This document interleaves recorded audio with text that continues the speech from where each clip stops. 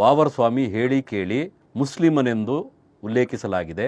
ಅವರ ಹೆಸರಲ್ಲೇ ವಾವರ್ ಸ್ವಾಮಿ ಅಂತಿದೆ. ವಾವರ್ ಅಂದರೆ ಬಾಬರ್ ಅಂತ ಅರ್ಥ.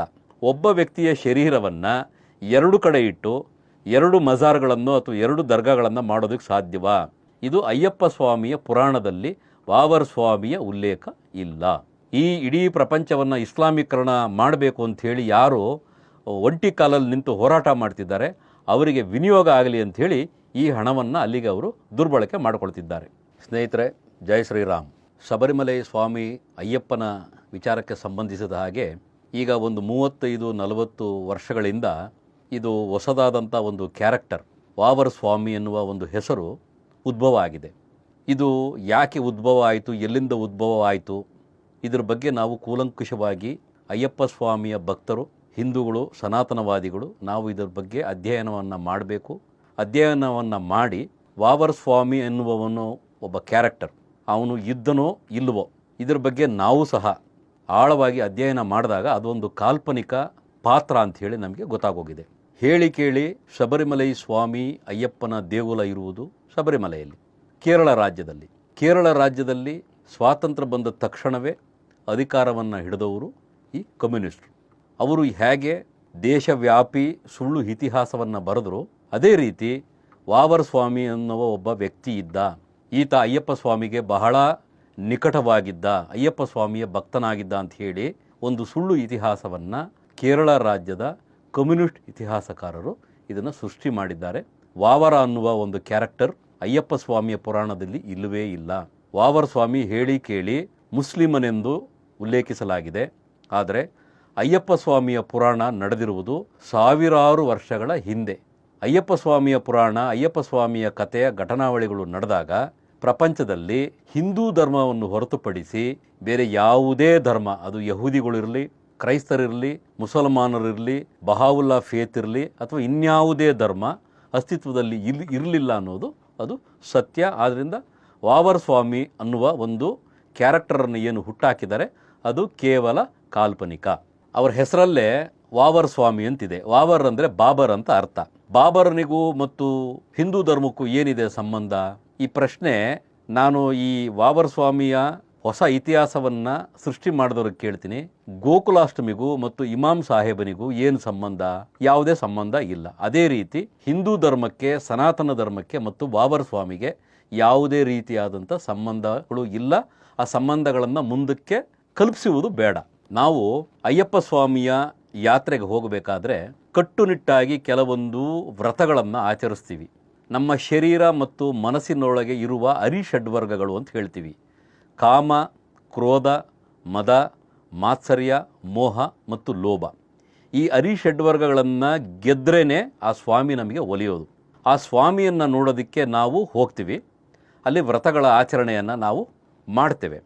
ಆದರೆ ಈ ವಾವರ್ ಸ್ವಾಮಿಯನ್ನು ಯಾಕೆ ಇವರು ಸೇರಿಸಿದಾರಂದರೆ, ಕೇರಳ ರಾಜ್ಯದ ಈ ಬುದ್ಧಿನೇ ಇಲ್ಲದೇ ಇರುವಂಥ ಬುದ್ಧಿಜೀವಿಗಳು, ಶ್ರಮವನ್ನೇ ಪಡೆದೇ ಇರುವಂಥ ಶ್ರಮಜೀವಿಗಳು ಮತ್ತು ಇತಿಹಾಸವನ್ನೇ ತಿಳಿದೇ ಇರುವಂತಹ ಇತಿಹಾಸಕಾರರು ಈ ಕಮ್ಯುನಿಸ್ಟರು.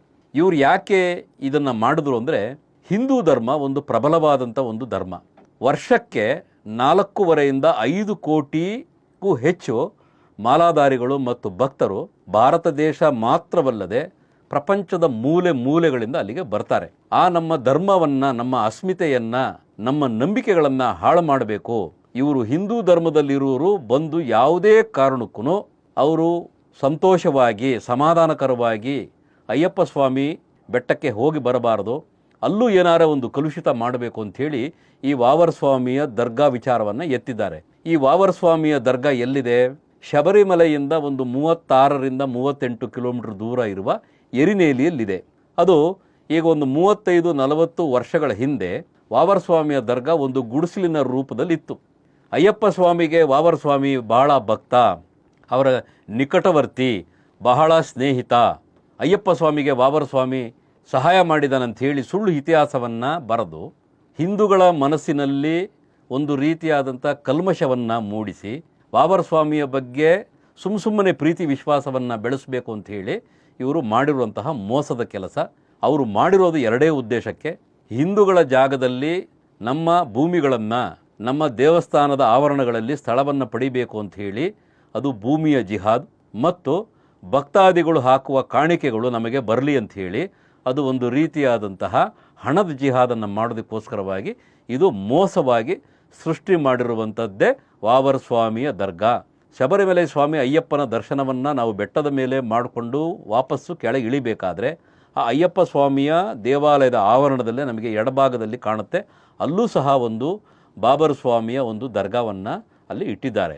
ನನ್ನ ಪ್ರಶ್ನೆ ಇಷ್ಟೇ, ಒಬ್ಬ ವ್ಯಕ್ತಿಯ ಶರೀರವನ್ನು ಎರಡು ಕಡೆ ಇಟ್ಟು ಎರಡು ಮಜಾರ್ಗಳನ್ನು ಅಥವಾ ಎರಡು ದರ್ಗಾಗಳನ್ನು ಮಾಡೋದಕ್ಕೆ ಸಾಧ್ಯವಾ? ಒಂದು ಮಜಾರು ಎರಿನೇಲಿಯಲ್ಲಿದೆ ಅಂತ ಹೇಳ್ತಾರೆ, ಇನ್ನೊಂದು ದರ್ಗಾ ಶಬರಿಮಲೆ ಸ್ವಾಮಿ ಅಯ್ಯಪ್ಪನ ಸನ್ನಿಧಿಯ ಮುಂಭಾಗದಲ್ಲಿದೆ ಅಂತ ಹೇಳ್ತಾರೆ. ಇದು ಶುದ್ಧ ಸುಳ್ಳು. ನಮ್ಮ ಅಯ್ಯಪ್ಪ ಸ್ವಾಮಿಯ ಭಕ್ತರು ಇನ್ನು ಮುಂದಕ್ಕೆ ಯಾವುದೇ ಕಾರಣಕ್ಕೂ ವಾವರ್ ಸ್ವಾಮಿಯ ಆ ದರ್ಗಾಗೆ ಹೋಗಬಾರ್ದು ಅಂಥೇಳಿ ನಾನು ವಿನಂತಿಯನ್ನು ಮಾಡ್ತಾ ಇದ್ದೇನೆ. ಮುಸ್ಲಿಮರ ಶ್ರದ್ಧಾ ಕೇಂದ್ರಗಳಿಗೆ, ಅದು ಯಾವುದೇ ಈದ್ಗಾ ಇರ್ಬೋದು, ದರ್ಗಾ ಇರ್ಬೋದು, ಮಜಾರ್ ಇರ್ಬೋದು, ಅಥವಾ ಯಾವುದೇ ಮಸೀದಿ ಇರ್ಬೋದು, ಅಲ್ಲಿ ಹಾಕುವಂಥ ದುಡ್ಡು ಎಲ್ಲಿ ಹೋಗುತ್ತೆ? ಮತ್ತೆ ಹಿಂದೂಗಳ ಮೇಲೆ ಧಾರ್ಮಿಕ ಯುದ್ಧ ಮಾಡಲಿಕ್ಕೆ, ಹಿಂದುತ್ವವನ್ನು ನಾಶ ಮಾಡಲಿಕ್ಕೆ ಅವರು ಏನು ಜಿಹಾದನ್ನು ಅವರು ಪ್ರಪಂಚದಾದ್ಯಂತ ಇಸ್ಲಾಮೀಕರಣಕ್ಕೋಸ್ಕರವಾಗಿ ಅವರು ಘೋಷಣೆ ಮಾಡಿಕೊಂಡಿದ್ದಾರೆ, ಆ ಹಣವನ್ನು ಹಿಂದೂಗಳ ವಿರುದ್ಧವಾಗಿಯೇ ಅವರು ಅದನ್ನು ಪ್ರಯೋಗ ಮಾಡ್ತಾರೆ. ದೇಶದಲ್ಲಿ ವಿಧ್ವಂಸಕ ಕೃತ್ಯಗಳನ್ನು ಮಾಡುವಂತಹ ಅನೇಕ ಮುಸ್ಲಿಂ ಸಂಘಟನೆಗಳಿಗೆ, ಭಯೋತ್ಪಾದಕ ಸಂಘಟನೆಗಳಿಗೆ ಈ ದುಡ್ಡು ವಿನಿಯೋಗ ಆಗುತ್ತೆ. ಈ ದುಡ್ಡನ್ನು ಪಡ್ಕೊಂಡು ಅವರು ಅದೇ ದುಡ್ಡಲ್ಲಿ ಆಯುಧಗಳನ್ನು ಪರ್ಚೇಸ್ ಮಾಡಿ ಮತ್ತೆ ಅವರು ಇದೇ ಹಿಂದೂ ಸಮುದಾಯದವರನ್ನು ಬಗ್ಗು ಬಡಿಯೋದಕ್ಕೆ ಆ ಹಣವನ್ನು ಉಪಯೋಗಿಸ್ತಾರೆ ಅಂತ ನಾನು ಹೇಳ್ತೇನೆ. ಅಯ್ಯಪ್ಪ ಸ್ವಾಮಿಗೂ ಬಾಬರ್ ಸ್ವಾಮಿಗೂ ಸಂಬಂಧವೇ ಇಲ್ಲ. ಅಯ್ಯಪ್ಪ ಸ್ವಾಮಿಯ ಅವತಾರ ಆಗಿರೋದು ಸಾವಿರಾರು ವರ್ಷಗಳ ಹಿಂದೆ. ಆ ಒಂದು ಕಾಲಘಟ್ಟದಲ್ಲಿ ಪ್ರಪಂಚದಲ್ಲಿ ಹಿಂದೂ ಧರ್ಮ, ಸನಾತನ ಧರ್ಮವನ್ನು ಬಿಟ್ಟು ಬೇರೆ ಯಾವ ಧರ್ಮ ಅಸ್ತಿತ್ವದಲ್ಲಿರಲಿಲ್ಲ. ಆದ್ದರಿಂದ ಈ ವಾವರ್ ಸ್ವಾಮಿ ಇದ್ದ, ಅಯ್ಯಪ್ಪ ಸ್ವಾಮಿಗೆ ಭಕ್ತನಾಗಿದ್ದ, ಅಯ್ಯಪ್ಪ ಸ್ವಾಮಿಯ ಮಿತ್ರನಾಗಿದ್ದ ಅಂಥೇಳಿ ಅದೊಂದು ಸುಳ್ಳು ಇತಿಹಾಸ. ಇದನ್ನು ಅಯ್ಯಪ್ಪ ಸ್ವಾಮಿಯ ಭಕ್ತರು ಯಾರೂ ನಂಬುವುದು ಬೇಡ. ನಾವು ಅಯ್ಯಪ್ಪ ಸ್ವಾಮಿ ಮಾಲಾಧಾರಿಗಳಿಗೆ ನಮ್ಮ ದೇವಸ್ಥಾನಗಳಲ್ಲಿ ನಾವು ಶಬರಿಮಲೆ ಸ್ವಾಮಿ ಅಯ್ಯಪ್ಪನಿಗೆ ಮಾಲೆಯನ್ನು ಹಾಕಬೇಕಾದ್ರೆ ನಮ್ಮ ದೇವಸ್ಥಾನಗಳಲ್ಲಿರುವ, ಅಂದರೆ ಪ್ರಮುಖವಾಗಿ ಕರ್ನಾಟಕ, ತಮಿಳುನಾಡು, ಕೇರಳ ಮತ್ತು ತೆಲಂಗಾಣ ಮತ್ತು ಆಂಧ್ರ ಪ್ರದೇಶ, ಇಲ್ಲಿ ಕಾರ್ಯಕ್ರಮಗಳನ್ನು ರೂಪಿಸುವಂತಹ ಅಯ್ಯಪ್ಪ ಸ್ವಾಮಿಯ ಪೂಜೆಗಳನ್ನು ಮಾಡುವಂತಹ ಗುರುಸ್ವಾಮಿಗಳು ಇದರ ಬಗ್ಗೆ ಅಯ್ಯಪ್ಪ ಸ್ವಾಮಿಯ ಮಾಲಾಧಾರಿಗಳು ಮತ್ತು ಭಕ್ತಾದಿಗಳಲ್ಲಿ ಇದೊಂದು ಮೆಸೇಜನ್ನು ಅವರು ಕೊಡಬೇಕು. ವಾವರ್ ಸ್ವಾಮಿಯ ಮಸೀದಿಗೆ ಯಾವುದೇ ಕಾರಣಕ್ಕೂ ಹೋಗಬೇಡಿ. ವಾವರ್ ಸ್ವಾಮಿಗೂ ಮತ್ತು ಅಯ್ಯಪ್ಪ ಸ್ವಾಮಿಗೂ ಯಾವುದೇ ರೀತಿಯಾದಂಥ ಸಂಬಂಧ ಇಲ್ಲ. ಇಬ್ಬರೂ ಬದುಕಿದ್ದಂತಹ ಕಾಲಘಟ್ಟಗಳೇ ಬೇರೆ ಅಂಥೇಳಿ ನಮ್ಮ ಗುರುಸ್ವಾಮಿಗಳು ಅಯ್ಯಪ್ಪ ಸ್ವಾಮಿ ಭಕ್ತರಲ್ಲಿ ಅವರು ಒಂದು ಜಾಗೃತಿಯನ್ನು ಮೂಡಿಸಬೇಕು. ಅಯ್ಯಪ್ಪ ಮಾಲಾಧಾರಿಗಳಿಗೆ ಯಾರು ದಾರಿ ತಪ್ಪಿಸಿದ್ದು ಅಂದರೆ ಈ ದೇಶದ ಮಹಾನ್ ಕಮ್ಯುನಿಸ್ಟ್ರು ಸುಳ್ಳು ಇತಿಹಾಸವನ್ನು ಕೊಟ್ಟು ನಮ್ಮ ದೇಶದಲ್ಲಿ ಕಮ್ಯುನಲ್ ವೈಲೆನ್ಸ್ ಅಥವಾ ಕಮ್ಯುನಲ್ ಟೆನ್ಷನನ್ನು ಕ್ರಿಯೇಟ್ ಮಾಡಲಿಕ್ಕೋಸ್ಕರವಾಗಿ ಈ ರೀತಿಯಾದಂಥ ಒಂದು ಸುಳ್ಳು ಇತಿಹಾಸವನ್ನು ಅವರು ಬರೆದಿರುವಂಥದ್ದು. ಇದು ಅಯ್ಯಪ್ಪ ಸ್ವಾಮಿಯ ಪುರಾಣದಲ್ಲಿ ವಾವರ್ ಸ್ವಾಮಿಯ ಉಲ್ಲೇಖ ಇಲ್ಲ. ಲ್ಯಾಂಡ್ ಜಿಹಾದು ಇದೆ, ಅದರ ಜೊತೆಗೆ ಹಣವನ್ನು ಗಳಿಕೆ ಮಾಡಬೇಕು ಅನ್ನೋ ಒಂದು ಜಿಹಾದು ಇದೆ. ಈ ಲ್ಯಾಂಡನ್ನು ಕಬಳಿಸಿಕೊಂಡು ಅವರು ಮುಸ್ಲಿಮರ ಸಂತತಿಯನ್ನು ಅಲ್ಲಿ ಬೆಳೆಸಬೇಕು. ಅಲ್ಲಿ ಬೆಳೆಯುವಂತಹ ಮುಸ್ಲಿಂ ಸಂತತಿಗೆ ಈ ಹಣವನ್ನು ವಿನಿಯೋಗ ಮಾಡಬೇಕು. ಮತ್ತು ಹಿಂದೂಗಳನ್ನು ಯಾರು ಕೊಲ್ತಾರೆ, ಈ ಇಡೀ ಪ್ರಪಂಚವನ್ನು ಇಸ್ಲಾಮೀಕರಣ ಮಾಡಬೇಕು ಅಂಥೇಳಿ ಯಾರು ಒಂಟಿ ಕಾಲಲ್ಲಿ ನಿಂತು ಹೋರಾಟ ಮಾಡ್ತಿದ್ದಾರೆ ಅವರಿಗೆ ವಿನಿಯೋಗ ಆಗಲಿ ಅಂಥೇಳಿ ಈ ಹಣವನ್ನು ಅಲ್ಲಿಗೆ ಅವರು ದುರ್ಬಳಕೆ ಮಾಡಿಕೊಳ್ತಿದ್ದಾರೆ. ಈಗ ನೋಡಿ, ಮುಸಲ್ಮಾನರು ವಿಗ್ರಹ ಆರಾಧನೆ ಮತ್ತು ವ್ಯಕ್ತಿ ಪೂಜೆಯನ್ನು ವಿರೋಧ ಮಾಡುವಂಥವರು. ಇಸ್ಲಾಮಿನಲ್ಲಿ ವ್ಯಕ್ತಿ ಪೂಜೆಯೂ ಇಲ್ಲ, ವಿಗ್ರಹ ಆರಾಧನೆಯೂ ಇಲ್ಲ. ಆದ್ದರಿಂದ ನಾವು ಹಿಂದೂಗಳು ನಾವ್ಯಾಕೆ ಬಾಬರ್ ಸ್ವಾಮಿಯ ದರ್ಗಾ ಅಥವಾ ಬಾಬರ್ ಸ್ವಾಮಿಯ ಮಸೀದಿ ಒಳಗೆ ಹಣ್ಣು ಕಾಯಿಯನ್ನು ಹೊಡೆದು ಕಾಣಿಕೆ ಹಾಕಿ ಬರಬೇಕು? ನಮಗೂ ಅದಕ್ಕೂ ಸಂಬಂಧ ಇಲ್ಲ, ನಾವು ಯಾರಲ್ಲೂ ಹೋಗಬಾರ್ದು. ಅಯ್ಯಪ್ಪ ಸ್ವಾಮಿ ಭಕ್ತರು ನೇರವಾಗಿ ಪಂಪಾ ನದಿಗೆ ಬಂದು ಅಲ್ಲಿ ಸಚೇಲವಾಗಿ ಸ್ನಾನ ಮಾಡಿ ಅಯ್ಯಪ್ಪ ಸ್ವಾಮಿಯ ಹಾಡುಗಳನ್ನು ಹಾಡುವ ಮೂಲಕ, ಅಯ್ಯಪ್ಪ ಸ್ವಾಮಿಗೆ ಭಜನೆಯನ್ನು ಮಾಡೋದ್ರ ಮೂಲಕ ಬೆಟ್ಟವನ್ನು ಹತ್ತಬೇಕು. ಸ್ವಾಮಿಯನ್ನು ದರ್ಶನ ಮಾಡಿ ಪ್ರಸಾದವನ್ನು ಪಡ್ಕೊಂಡು ಅವರು ತಮ್ಮ ತಮ್ಮ ಮನೆಗಳಿಗೆ ಮರಳು ಬರಬೇಕು. ಯಾವುದೇ ಕಾರಣಕ್ಕೂ ವಾವರ್ ಸ್ವಾಮಿಯ ಮಜಾರ್ಗಾಗಲಿ ವಾವರ್ ಸ್ವಾಮಿಯ ಮಸೀದಿಗಾಗಲಿ ಕಾಲಿಡಬಾರ್ದು. ಇದಕ್ಕೆ ಯಾಕಂದರೆ ಇದರಿಂದ ಒಂದು ದೊಡ್ಡದಾದಂಥ ಒಂದು ಕಾರಣ ಇದೆ. ನಾವು ಹಿಂದೂಗಳು ಯಾವುದೇ ವ್ರತವನ್ನು ಆಚರಣೆ ಮಾಡಿದರೆ, ನಮ್ಮ ಮನೆಗಳಿಗೆ, ಹೊಸ ಮನೆಗಳಿಗೆ ಗೃಹ ಪ್ರವೇಶ ಮಾಡಿದರೆ, ಮದುವೆ ಮಾಡಿದರೆ, ಇನ್ಯಾವುದರ ಪುಣ್ಯದ ಕೆಲಸ ಮಾಡಿದಾಗ ನಾವು ರಾಹುಕಾಲ, ಯಮಗಂಡ ಕಾಲ, ಗುಳಿಕ ಕಾಲ ಎಲ್ಲವೆಲ್ಲ ನೋಡ್ತೀವಿ.